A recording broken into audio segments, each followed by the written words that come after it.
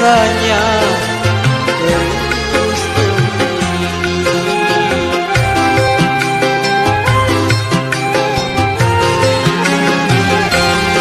kau goreskan sejuta luka di dada tanpa kau hiraukan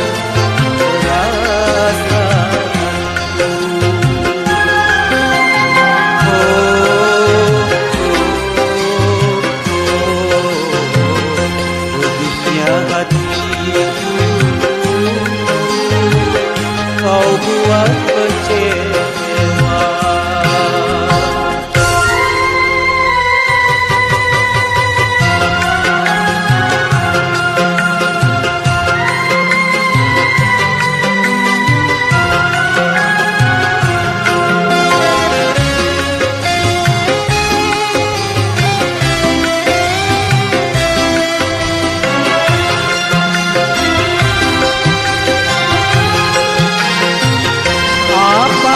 Artinya kau tanamkan cinta kalau dirimu kau serahkan orang lain.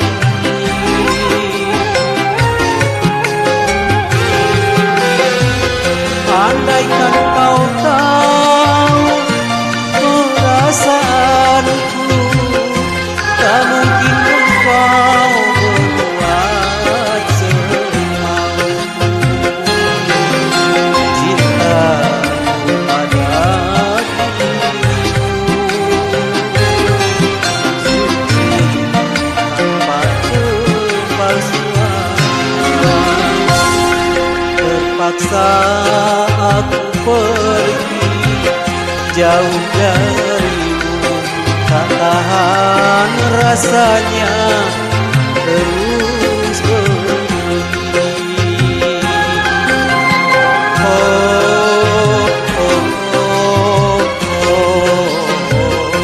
Pedihnya hatiku kau buat kecewa.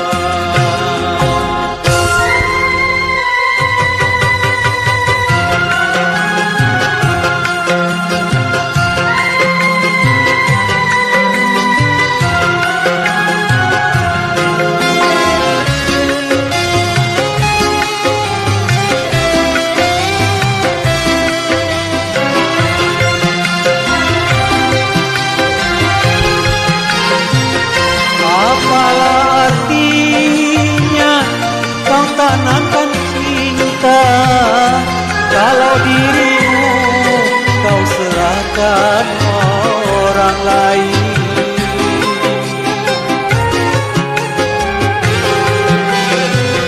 Andaikan kau tahu perasaanku, tak mungkin engkau berbuat semau.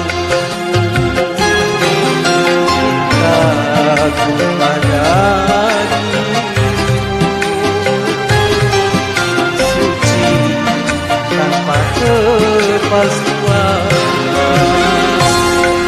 Terpaksa aku pergi jauh darimu, tak tahan rasanya terus berdiri.